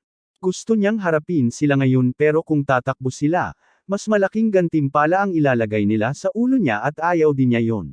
Kaya pumunta siya sa susunod na bayan ayon sa kanyang plano at nagpunta sa tindahan ng isang sikat na panday bakal doon. Pinapanood siya ng mga mamamatay tao habang tinitingnan niya ang presyo ng ilang bagay na tila hindi niya kayang bilhin. Nalungkot siya at umalis sa tindahan matapos palayasin. Pagkatapos ay nabangga niya ang isang lalaki at humingi ng paumanhin ng paulit-ulit, pagkatapos ay pumunta siya sa isang tindahan ng prutas na nagpapanggap na masyadong mahirap. Medyo nadismaya ang mga mamamatay tao nang matuklasan na mas mababa pa sa karaniwan ang kanilang target. Naniniwala ang lalaking nakamaskara na wala siyang silbi, ngunit kailangan pa rin ng tulong ang pulang buhok, at para sa huling bahagi, kinuha ni Yuji ang gawain na manghuli ng ilang mababang antas na halimaw. Binabantayan siya ng mga mamamatay tao at nagpasya siyang lumaban tulad ng karaniwang ginagawa ng mga tagapag-alaga ng hayop at ginamit niya ang mapagmataas na lobo upang labanan ang tatlong toro na mas malaki kaysa sa kanya. Natatakot ang lobo at natalo niya ang unang toro sa pamamagitan lamang ng likas na kaalaman. Habang pinapalakas siya ng mga slime, napagtanto ng mapagmataas na lobo na malakas pa rin siya gaya ng dati. Naalala ni Yuji na medyo agresibo ang lobo noong una silang nagkita at sinubukang atakihin siya ngunit nahuli sa mahiwagang lambat. Sa sandaling nahuli ito, nawala ang lahat ng pagiging agresibo ng lobo, nagsimulang umiyak at nagmakaawa kay Yuji na huwag siyang patayin, at sa huli ay naamo siya nito. Ngayong kinilala na ng mapagmataas na lobo ang kanyang kapangyarihan, madali niyang natalo ang natitirang dalawang halimaw at iniisip ng mga mamamatay tao na mas mahusay si Yuji kaysa sa hitsura niya. Ito ay labag sa kanyang plano kaya gumamit siya ng healing magic sa mga halimaw at pinatayo ulit ang mga ito. Muli silang sumugod sa lobo na muling tumalo sa kanila. Paulit-ulit itong ginagawa ni Yuji hanggang sa magbago ang isip ng mga mamamatay tao, ngunit ang mapagmataas na lobo ay desidido pa ring pabagsakin sila kaya wala siyang pagpipilian kundi palakasin ang mga toro na humahabol sa kanyang alagang hayop. Malakas sila at ngayon gusto rin ni Yuji na bigyan ng tulong ang mapagmataas na lobo, pero ito ang unang pagkakataon na ipinakita nito ang pagmamalaki at sinabi sa kanya na siya na mismo ang tatapos nito. Pinabagsak niya ang mga toro at ngayon ay kumbinsido na ang mga mamamatay tao na sina Yuji o ang kanyang mga halimaw ay walang espesyal kundi isa lamang sa mga toro ang may natitirang lakas at sinugod niya ang ating bayani na likas na naglabas ng espada at pinabagsak ito, kasama ang kanyang takip.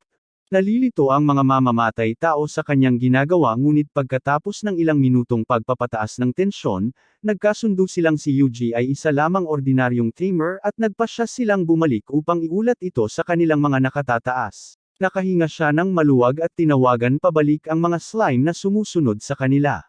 Nag-uusap pa rin sila at ang susunod nilang target ay isang pari na nagngangalang Style. Habang iniuulat nila ang kanilang mga natuklasan sa kanilang boss at inutusan sila nitong imbestigahan kung sino ang nagta-target kay Mesias, nakikinig si Yuji sa kanila. Hiniling din ng boss sa kanila na imbestigahan ang kanilang susunod na target bago ito patayin, at nagsimulang magplano ang mga mamamatay tao kung paano nila papatayin si Style. Sa tingin naman ni Yuji, masyado silang mapanganib para manatiling buhay. Inutusan niya ang kanyang slime na gumamit ng ice magic para i-freeze sila at huli na silang nag-react kaya naging human popsicles sila. Pero nagtataka siya kung bakit hinahabol ng Blue Moon Cult si Priest Style at paano siya nakilala ng kanilang pinuno. Kinabukasan, pumunta ulit siya sa tindahan ng baluti at sinabi ng manggagawa sa kanya na umalis pero sumagot si Yuji na may dala siyang pondo sa pagkakataong ito. Gusto niyang gumawa ng baluti para sa kanyang mga slime at sinabi ng manggagawa sa kanya na ang kanyang amo na si Gaigel ay isang mahusay na panday at hindi siya gagawa ng anuman mula sa lily slimes ngunit nagalit si Gaigel dito at sinabi sa kanyang apprentice na siya lang ang makakapagdesisyon dito. Binati niya si Yuji at pagkatapos ay tinitigan ang slime sa loob ng 1 minuto bago pinagalitan ang kanyang apprentice, sinasabing malapit na niyang paalisin ang pinakamalakas na customer nila. Namangha si Yuji sa kanyang kakayahang mag-evaluate at sinabi ni Gaigel na wala siyang anumang baluti para sa gayong kalakas na mga halimaw sa ngayon. Kailangan niyang gawin ang mga ito mula sa simula ngunit may isang problema lang na nakaharang sa kanilang daan. Ipinaliwanag ni Gaigel na wala siyang materyal na kailangan para pandayin ang malakas na baluti para sa mga slime at sa mapagmataas na lobo. Nagulat ang apprentice na malakas ang mga slime pero sumagot ang kanyang amo na ang tamer at ang mga halimaw ay itinuturing na isang set at ito ang pinakamalakas na set na nakita niya. Sa tingin ni Yuji, hindi magiging posible ang pagkuha ng baluti kung walang mga kinakailangang materyales, ngunit ipinakita ni Gaigel sa kanya ang eksaktong materyal na kailangan niya. Ipinakita niya sa kanila ang isang bagay na parang perlas na tinatawag na Lesser Fire Dragon Jewel at ito ang pinakamagandang hilaw na materyal na makukuha sa merkado na maaaring makuha sa pamamagitan ng pagtalo sa isang Lesser Fire Dragon ngunit kahit ang ganoong kalakas na materyal ay hindi kayang pigilan ang kapangyarihan ng slime at sinabi ni Gaigel kay Yuji na kung matatalo niya ang mga bihirang Blue Lesser Fire Dragon, baka sapat na malakas ang kanilang jewel para dito. Tinanong siya ni Yuji kung may mga nabanggit na dragon sa bulkan at nalaman na maraming mas maliliit na fire dragon doon at posibleng mayroon ding blue dragon, ngunit hindi madaling hanapin o talunin ang mga ito dahil mas malakas sila kaysa sa iba nilang uri. Umalis si Yuji para hanapin sila pero bago iyon, tinanong niya si Guigal kung mayroon ding normal na fire dragons dito. Sumagot siya na may mga normal na dragon pero walang sinumang nakapatay sa kanila sa loob ng isang siglo kaya pinayuhan niya si Yuji na manatili na lang sa mas maliliit na dragon. Kaya pumunta siya sa guild ng mga adventurer at kinuha ang lahat ng quest na may kinalaman sa mga fire dragon at nagulat ang receptionist. Sinabi ni Yuji na tatalunan niya sila gamit ang mahika at sinabi naman sa kanya ni Yui na hindi gumagana ang mahika sa mas mababang mga dragon ng apoy dahil protektado sila ng kanilang mga hiyas, ngunit idinagdag niya na mahina ang mga dragon sa tubig at sumagot si Yuji na ang mahika ng tubig ang kanyang espesyalidad. Sa mga daan ng bulkan, kailangan niyang tumawid sa ilog na puno ng mga pirana na kumakain ng tao at tinanggap niya ang kahilingang hulihin din ang mga ito.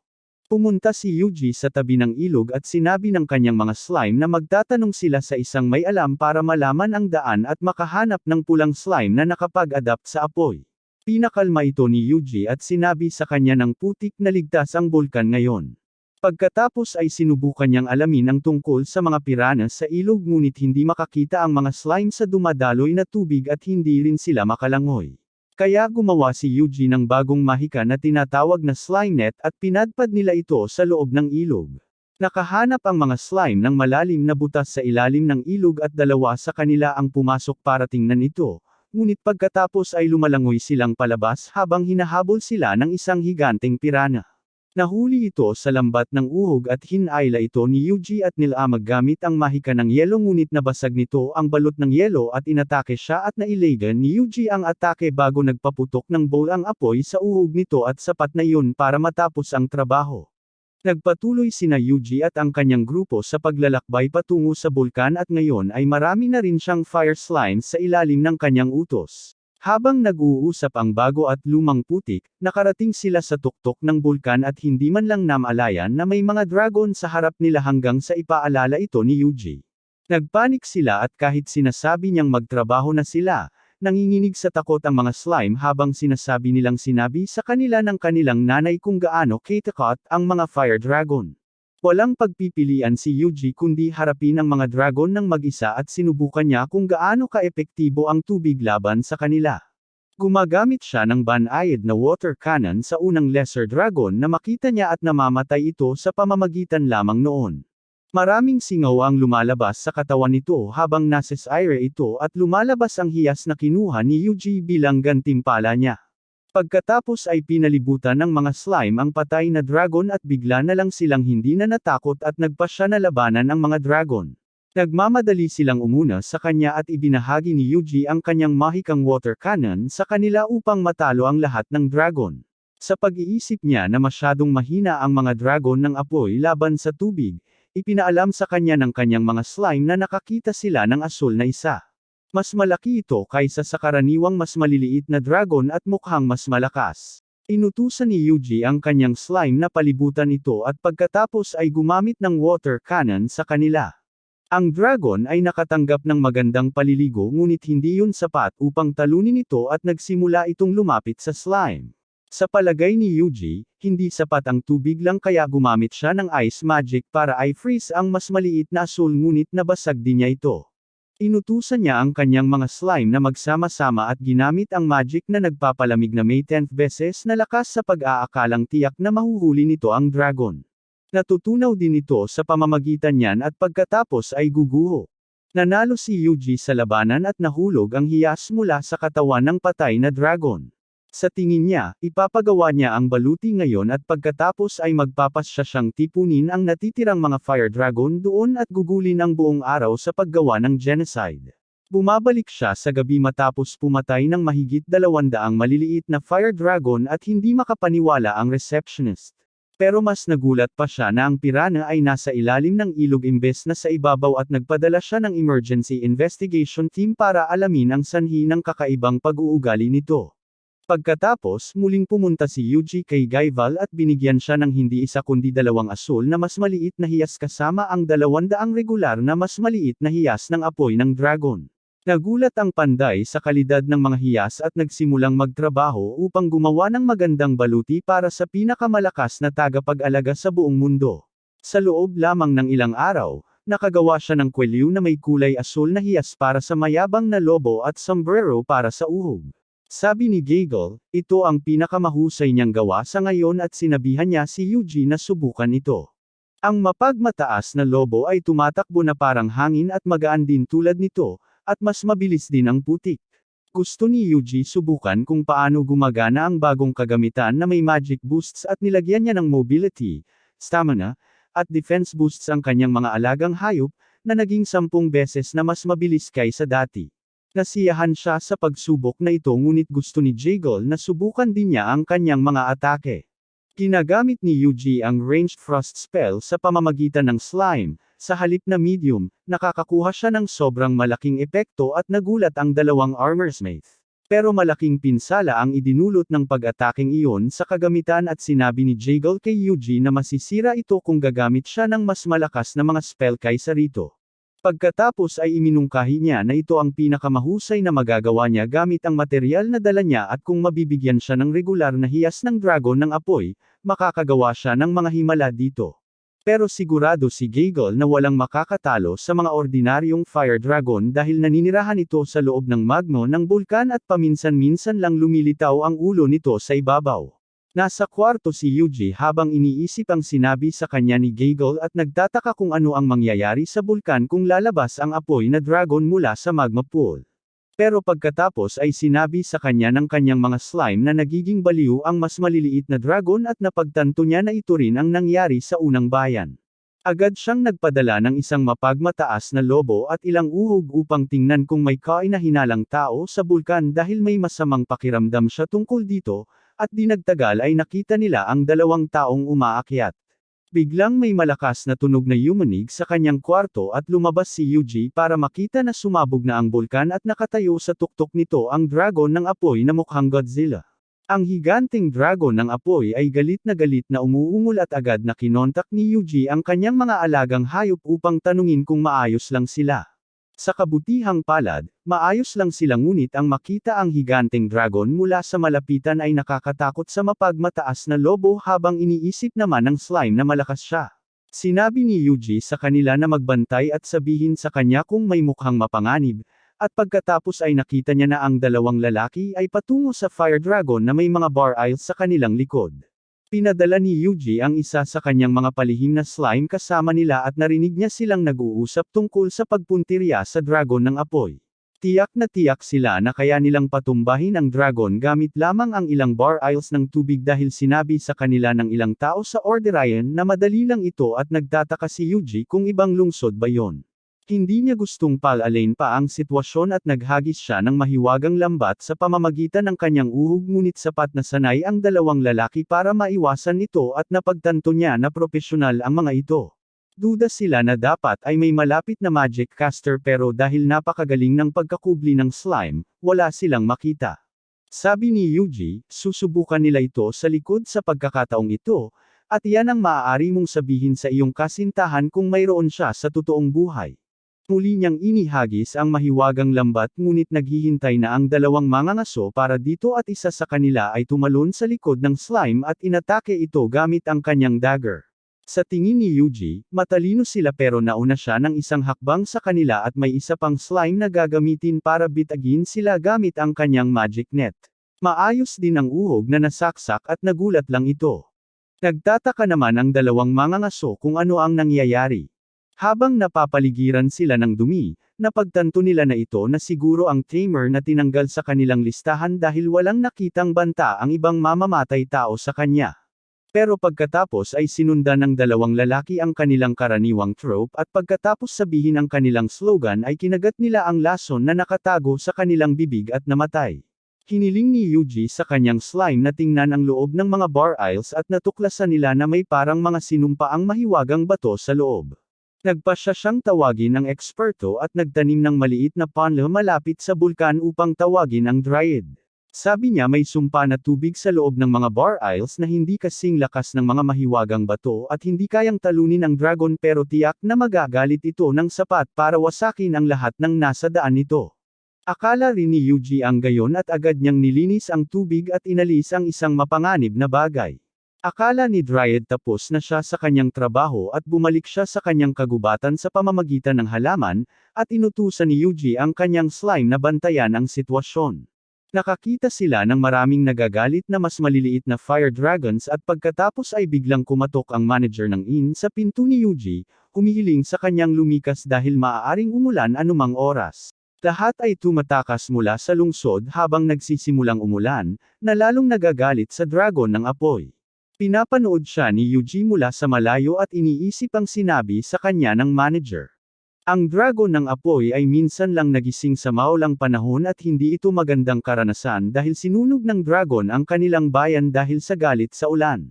Mukhang mauulit na naman ang telecast sa pagkakataong ito dahil nagsimulang lumabas ang dragon mula sa bulkan at tumatakbo naman ang mapagmataas na lobo at ang mga slime para iligtas ang kanilang buhay.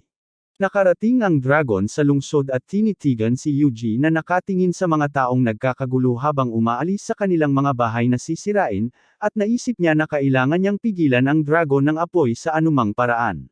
May dalawang ilog sa pagitan ng dragon at ng bayan at hiniling ni Yuji sa mapagmataas na lobo na tingnan kung hihinto ito sa unang ilog.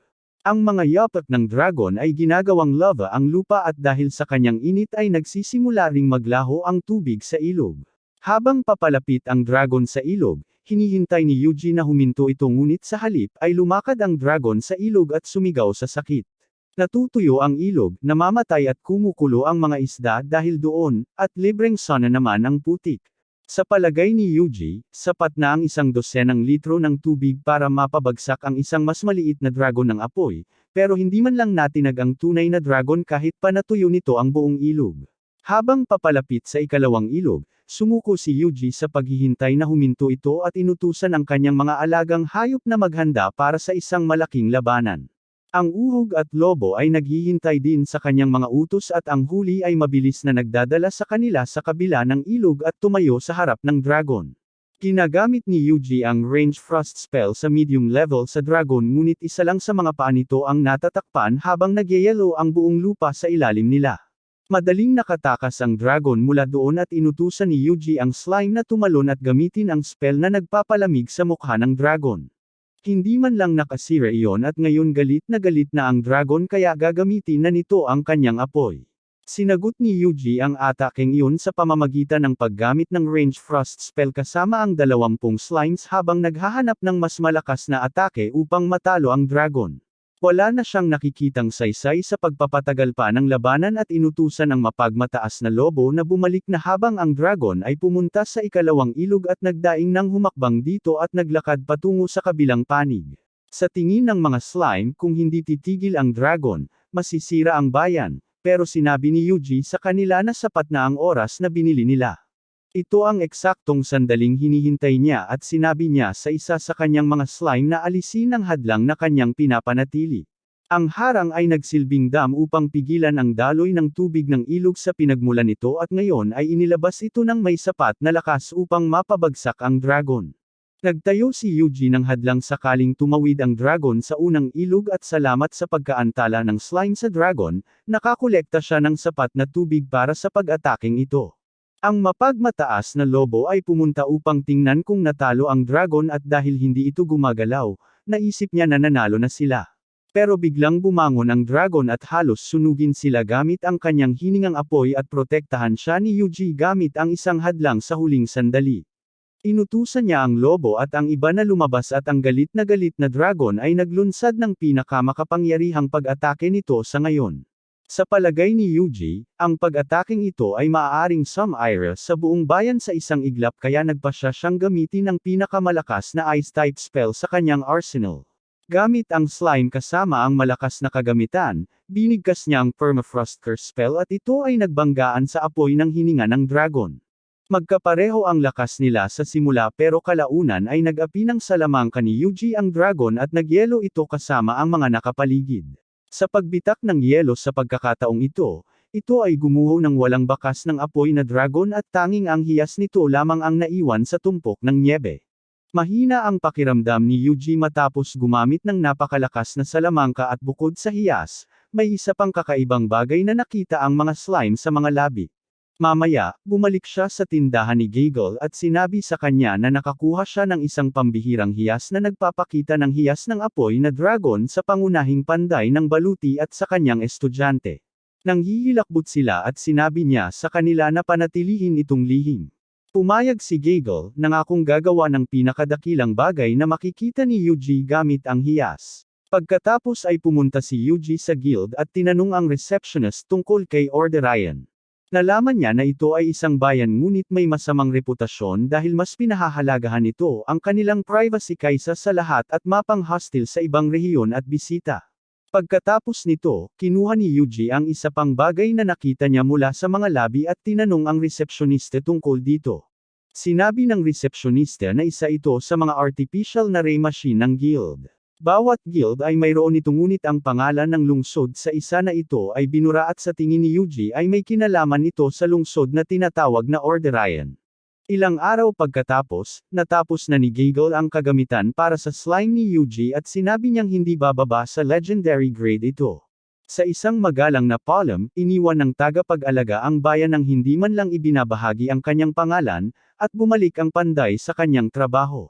Susunod na pupunta si Yuji sa Orderian at tulad ng sinabi ng resepsyonista sa nakaraang bayan, medyo mapang-api ang mga tao at nakatingin sa kanya. Nagkunwari siyang titingin sa mga quest na nakapaskil sa guild ng mga adventurer pero walang pinili at dalawang lalaki ang pumasok sa gusali para pag-usapan pa siya.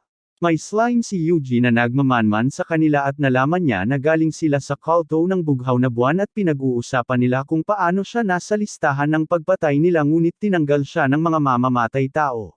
Sinasabi ng bureau na hindi siya nagtitiwala sa salita ng mga mamamatay tao at gusto niyang tapusin ang tamer sa lalong madaling panahon, ngunit sinasabi ng kanyang kasosyo na si Mustacho na hindi ito matalino at baka mabuking sila. Pinag-uusapan nila ang kanilang kamakailang kabiguan dahil may nagpatumba sa dragon ng apoy sa kabila ng lahat ng kanilang ginawa para galitin ito, at gusto nilang ipaalam ito sa kanilang amo na si Walter. Habang nagtataka si Yuji sa lahat ng ito na parang pari at nilalapitan siya ng kanyang batang disipulo at dinadala sa simbahan kung saan may mahalaga silang gustong sabihin sa kanya. Sabi ni Style, isa pang paghahayag ang nagdala sa kanya rito at naghihintay siya kay Yuji. Kahit nasa ilalim ng kontrol ng Blue Moon ang guild dito, ligtas naman sila sa loob ng simbahan. Sinabi niya sa pari na siya ay nasa kanilang listahan ng mga target ngunit alam niya ang lahat at nagpasya siyang ikwento sa pari ang kanyang nakaraan sa isang lalaking nagngangalang Walter. Si Style ay dating bahagi ng isang relihiyosong organisasyon na tinatawag na Simbahan ng Bughaw na Buwan at medyo gangster noong kabataan niya. Nagkaroon sila ng mga tagasunod sa mga taong napabuyan ng lipunan at sa ganitong paraan sumali si Walter sa kanila at dinagtagal ay naging kanang kamay niya. Nagkunwari siyang deboto pero malakas ang kanyang paglabas at kailangan niyang magbago ng estilo para masiyahan. Isang araw, nagkaroon ng paghahayag ang pari mula sa Diyos na humihiling sa kanya na buwagin ang simbahan ng bughaw na buwan, ngunit hindi niya kayang iwanan ang kanyang mga kasama at hindi niya sinunod ang paghahayag. Ilang araw pagkatapos, inatake ng isang marahas na magsasaka ang simbahan, pinamumunuan ni Walter, at lahat ng nasa kapangyarihan maliban kay Style ay namatay. Kinuha ni Walter ang simbahan, ginawa itong isang teroristang kulto gamit ang kanyang propaganda, pinaniwala ang mga tagasunod sa kanyang mga prinsipyo hanggang sa sukdulan, at ipinahayag na lilinisin niya ang mundo. Ito ang sinabi ni Style kay Yuji nang dumating siya roon, dahil nararamdaman niyang siya ang may kasalanan sa gulo na ito. Bukod pa roon, nagkaroon siya ng isa pang pagtuklas kamakailan na nagsabi sa kanya tungkol sa isang maruming liwanag na lumilikha ng kaguluhan, at inutusan siyang gabayan ang banal na sugo upang muling makuha ang kanyang biyaya. Dahil kayang gamitin ni Yuji ang dagger ni Kethis, kwalipikado siyang maging kinatawan ng Diyos at bayani ng mundo. Sa huli, kailangan niyang harapin si Walter, ngunit may mahalagang bahagi ng paghahayag mula kay Style na nagsasabing ang pagkamatay ng gabay ang magdadala sa entablado. Naniniwala siyang magdadalawang isip si Yuji kung malalaman niya ito. Nag-iisip si Yuji tungkol sa kwento habang nasa kama niya nang maisip niya na itinutulak lang siya ni Style sa trabaho bilang banal na mandirigma at pinag-uusapan ang mga alamat. Sa pag-uusap tungkol sa mga alamat, naalaala niya ang sinabi sa kanya ng receptionist tungkol sa maalamat na tagapag-amo ng hayop at gusto niyang itanong iyon sa pari bukas. Ang estilo ay wala sa simbahan at nagpasya si Yuji na tanungin ang kanyang mga slime kung nakita nila siyang umalis sa bayan. Isa sa mga pares ng slime ay nakakita ng dalawang pari na pumasok sa malalim na kagubatan ng maaga sa umaga at sinabi ni Yuji sa kanila na sundan ang mga pari. Nahanap ni Style at ng kanyang katulong ang isang madilim na hadlang sa harap nila at nilinis niya ito gamit ang banal na mahika upang makapasok at makarating sa punong tanggapan ng kulto ng bughaw na buwan na parang tirahan ng huling boss sa isang video game. Sinusundan ni Yuji ang kanilang bakas at nakarating sa kuwebo na may madilim na harang. Natatakot ang mga slime pero winasak niya ang sinumpaang hadlang sa isang iglap at pumasok sa kuwebo para makita ang isang grupo ng mga terorista na walang malay. Ilang minuto bago dumating si Yuji sa pinangyarihan, pumasok sa kuwebo si Style at ang kanyang disipulo at ngayon ay napapaligiran na sila ng mga armadong gwardya. Naaalala ng pari ang kanyang mga ginintuang araw at pinalakas ang kanyang katawan gamit ang mahika bago niya pinatulog ang mga gwardya gamit ang martial arts. Pagkatapos ay pumunta siya sa boss room kung saan naghihintay sa kanya si Walter at ang kanyang mga tauhan, at doon din. Ipinakita niya kung gaano siya kahusay sa pakikipaglaban at natalo niya ang lahat ng mga tauhan ngunit habang nakikipag-usap siya kay Walter tungkol sa pagtupad sa kanyang tadhana dito, tinraider siya ng kanyang katulong sa pamamagitan ng pagbigkis at pagpapatambas sa kanya. Siya pala ang bahagi ng kulto ng Blue Moon sa buong panahon at siya ang nanguna kay Style dito, umaasang maakit din ang bayani kasama niya. Binigyan lang ng pari si Yuji ng dagger para ay panlaban sa asul na dragon pero siya mismo ang gumawa ng lahat ng iba pa at inatake ang maraming tauhan ng kulto na naging dahilan para maging kaaway niya ang mga ito. Sabi ni Walter, wala nang saysay ang lahat ngayon dahil nasa huling yugto na ang kanilang plano at sa tulong ng kanilang Diyos at ng bagong paraan para ma-access ang kanyang kapangyarihan, babaguhin nila ang mundo ayon sa gusto nila. Habang nagbibigay si Walter ng kanyang tradisyonal na talumpati ng kontrabida, sinabi ni Style na siguradong darating si Yuji at kung ang kanyang kamatayan ang mag-uudyok sa kanya na iligtas ang mundo, handa siyang mamatay. Pinagbigyan ni Walter ang kanyang hiling at gumamit ng arcane magic para ilabas ang sumpa sa lahat ng mga tauhang ito na nagiging walang isip na mga ghoul monster at nagulat si Style sa pagiging malupit niya. Pero tumatawa ang kontrabida at habang mamamatay ang pari sa kamay ng dating katulong niyang si Yuji, biglang pumasok sa silid si Yuji na may malakas na kalabog.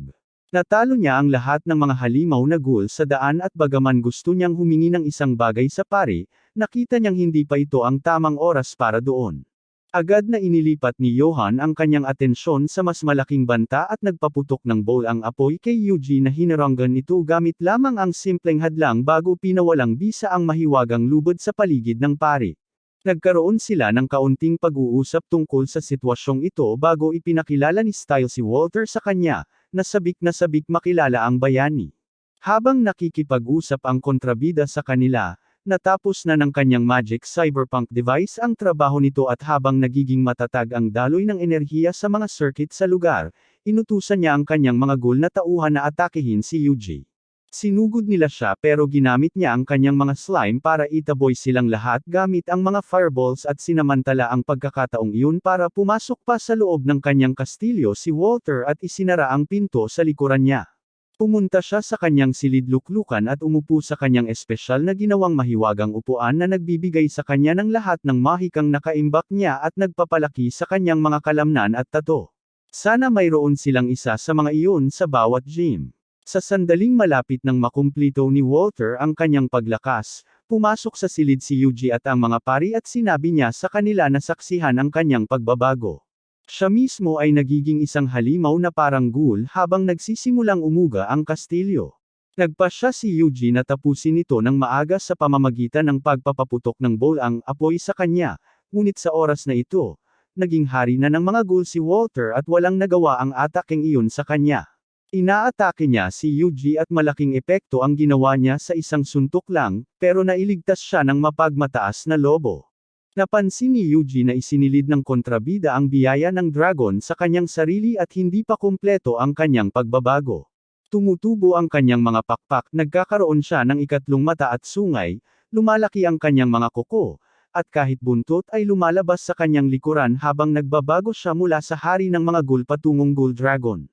Sinisingil niya ang isang laser beam para iputok sa kanyang lumang kaibigan ngunit hinaranggan ito ni Yuji gamit ang kanyang mga hadlang at dahil hindi ito gumana, tumalon si Walter para sa isang pisikal na atake ngunit naglagay si Yuji ng slime para maglunsad ng fireball sa kanya mula sa ibaba. Mas mabilis na siya ngayon at iniiwasan niya ang atake at nagsisimulang lumipad sa itaas nila, sinasabing saksihan nila ang kapangyarihan ng dakilang dragon.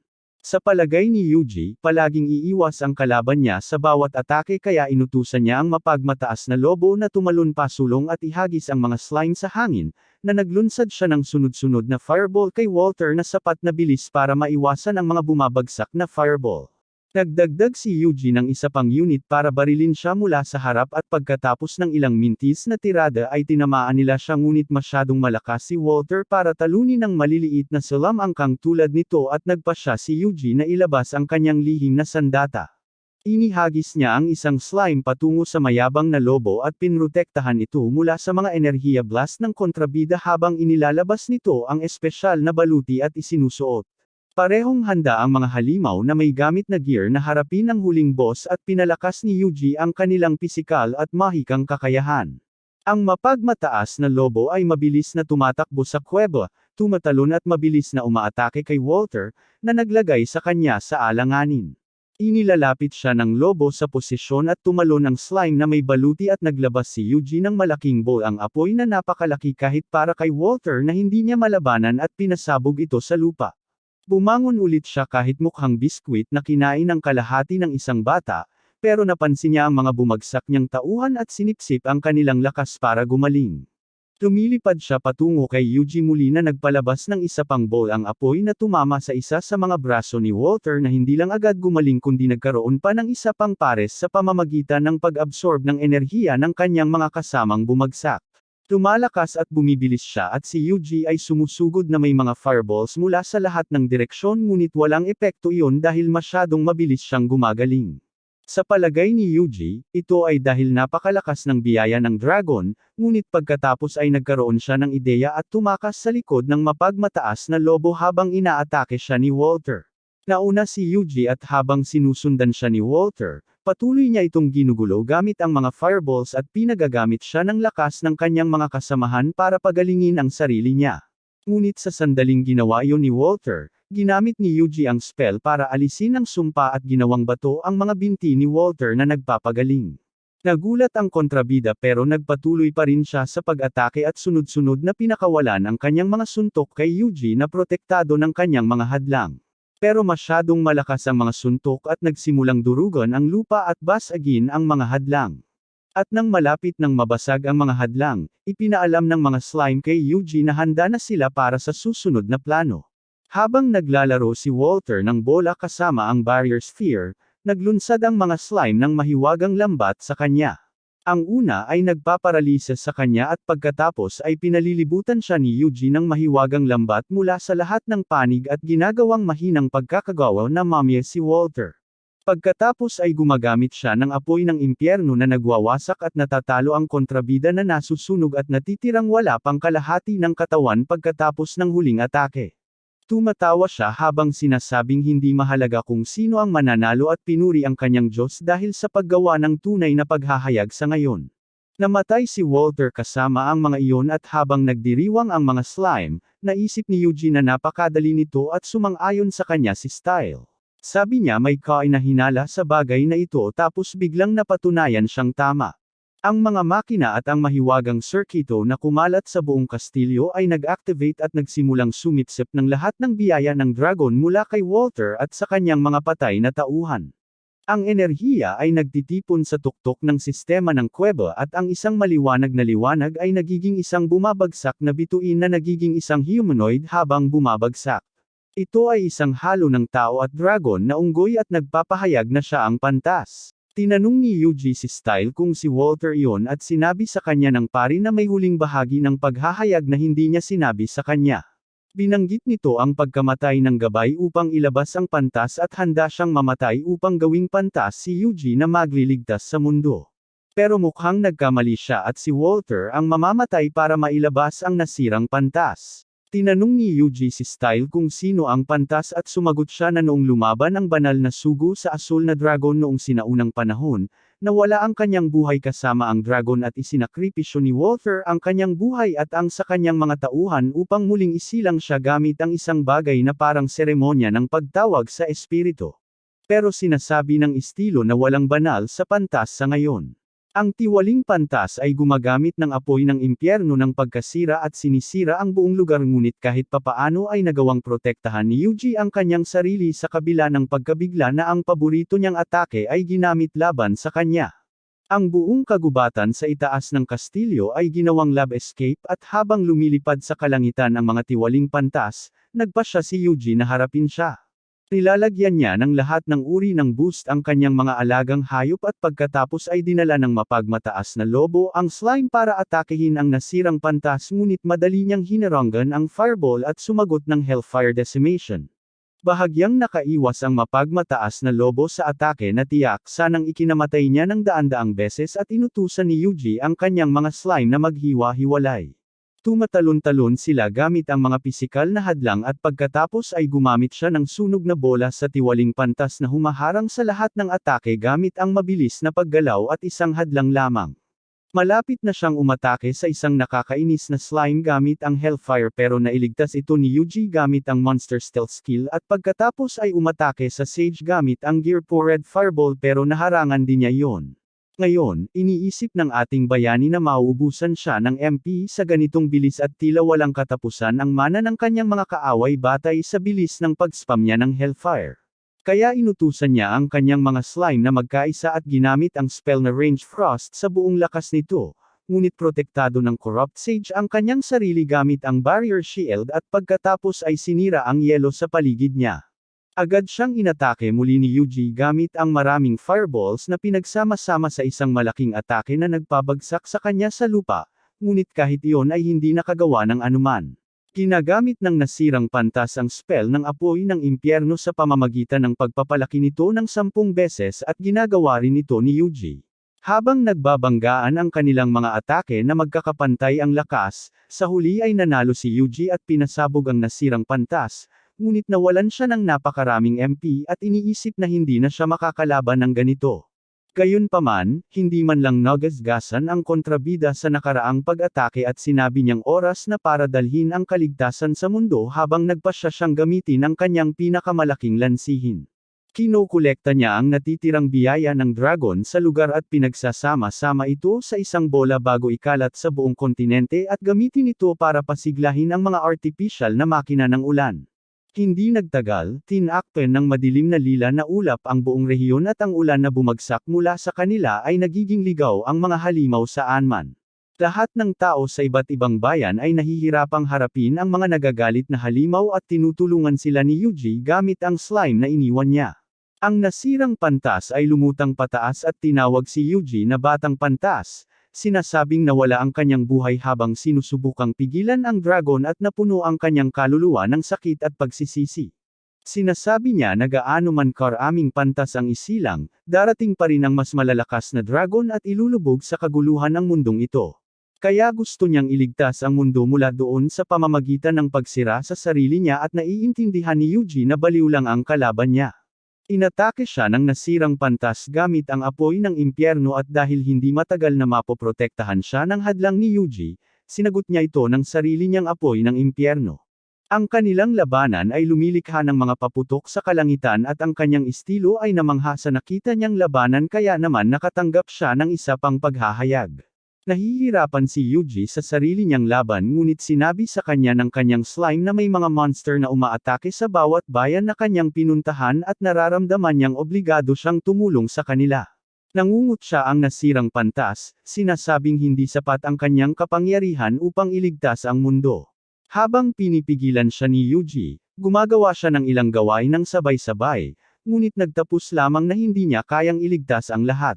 Pero lumalabas na ang kanyang kabayanihang ginawa noong nakaraan ay nagbigay inspirasyon sa lahat ng kanyang nakilala at determinado silang protektahan ang kanilang tahanan gamit ang sarili nilang lakas. Nag-on ang pakiramdam ni Yuji at napagtanto niya na sa kanyang nakaraang buhay ay palagi niyang pinasan ang bawat pasanin ng mag-isa at hindi humingi ng tulong kanino man. Naging ugali niya iyon at kumilos siya ng mag-isa kahit sa mundong ito, pero ngayon iniisip niya na hindi naman masama kung may ibang tao na makikibahagi sa kanyang trabaho. Nagpasya siyang suportahan ang kanyang mga kaalyado at nagbigay sa kanila ng iba't ibang uri ng pisikal at mahikang lakas, at naging sapat na silang malakas upang ipagtanggol ang kanilang mga bayan.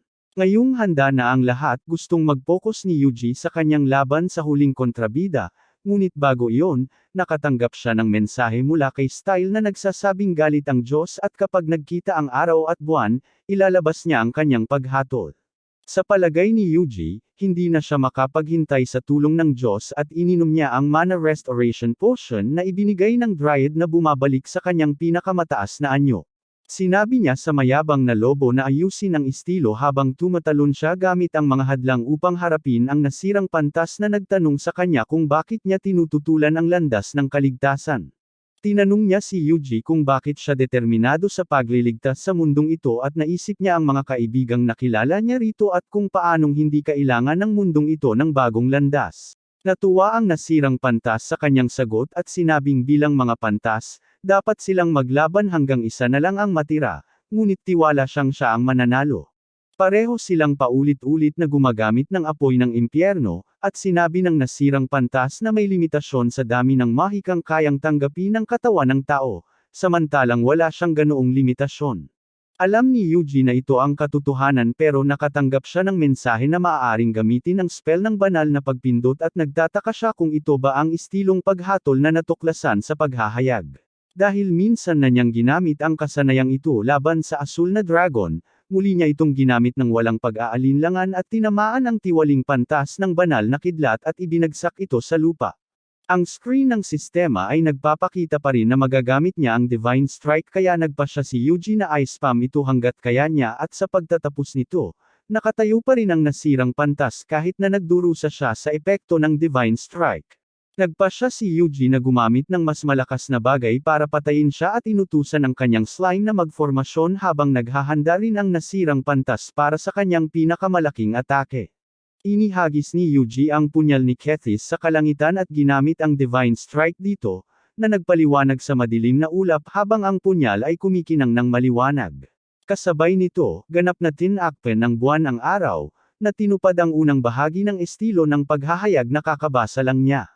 Kinuha ni Yuji ang dagger at tumalon pababa patungo sa nasirang pantas na malapit ng ilunsad ang kanyang pinakamalakas na atake nang siya ay makulong sa 6 na patong ng mga hadlang ngunit madaling naglapi ang mga patong na iyon at ginamit ni Yuji ang kapangyarihan ng Fire Dragon Jewel Gear upang magpalabas ng malakas na isolation array upang ikulong ang kanyang sarili at ang nasirang pantas sa loob nito at pagkatapos ay sinaksak niya ang nasirang pantas gamit ang isang charge dagger at inilabas ang enerhiya ng Divine Strike sa loob ng katawan nito.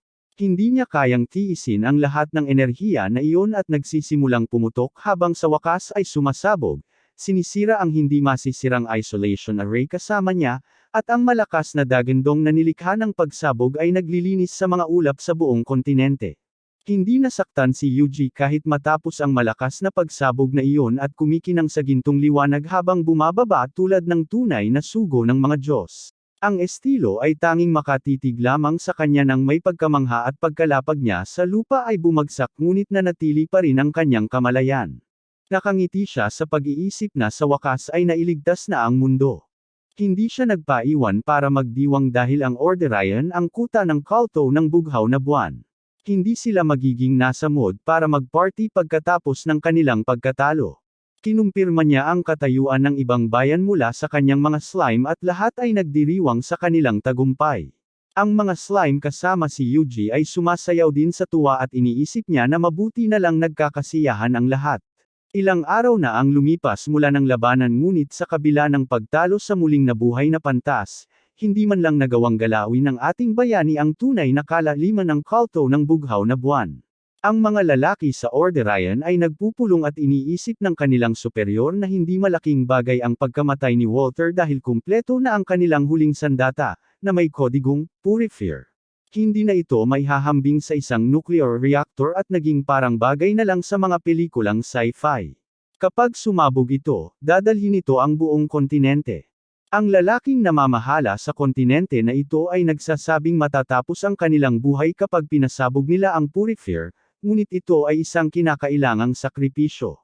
Kailangan nilang gawin ang lahat para maabot ang kanilang huling layunin at matalo ang itim na dragon ng pagkawasak. Ito ang tunay na misyon ng kulto ng bughaw na buwan at hindi sila magdadalawang isip na gawin ang anumang bagay para dito. Salamat sa uhog doon, narinig ni Yuji ang lahat at napabuntong hininga siya dahil nasira ng balitang ito ang lasa ng kanyang pagkain. Marami pang bomba ang kailangang asikasuhin at isa pang dragon na kailangan niyang talunin. Sinasabi naman ng kanyang slime na may bisita sila at isang malaking tigre ang lumabas habang mas maraming tigre ang nakapaligid sa ating bayani. Kaya hinahabol lang niya sila at kinabukasan pumupunta siya sa pinakamalapit na bayan at sinasabing gusto niyang sumali sa isang paghahanap ng tigre dahil nakumpleto na niya ito. Sabi ng receptionist, malaking tagumpay ito at gusto niyang idagdag ito sa mga resume ng lahat ng miyembro ng partido niya, pero sinabi ni Yuji sa kanya na nagtrabaho siya mag-isa. Sa tingin ng dalaga, ito ang kanyang trauma at nang mawala ang kanyang mga kasama sa partido, inisip niyang hindi sila kailanman nabuhay. Nagsimula siyang umiyak at aliwin siya pero pagkatapos ay lumabas ang boss ng guild at napansin niya na ang mga tigre ay pinatay ng isang tao lang gamit ang magic ng apoy. Tinanong niya si Yuji kung siya ay isang salamangkero at sumagot ito na isa lamang siyang tamer. Well, ang masamang balita tungkol sa kanyang privacy ay narinig ng boss ng guild ang tungkol sa isang partikular na tamer na mahusay gumamit ng mahika at habang sinasabi niya ito, kinilala ng buong guild si Yuji bilang ang maalamat na bayani na nakipaglaban sa napakaraming halimaw, nagligtas ng maraming lungsod, at maging tinalo ang mga maalamat na dragon ng mag-isa. At dahil tuluyang nawala ang kanyang pagiging tahimik, nagtataka ang ating bayani kung ano ang susunod niyang gagawin.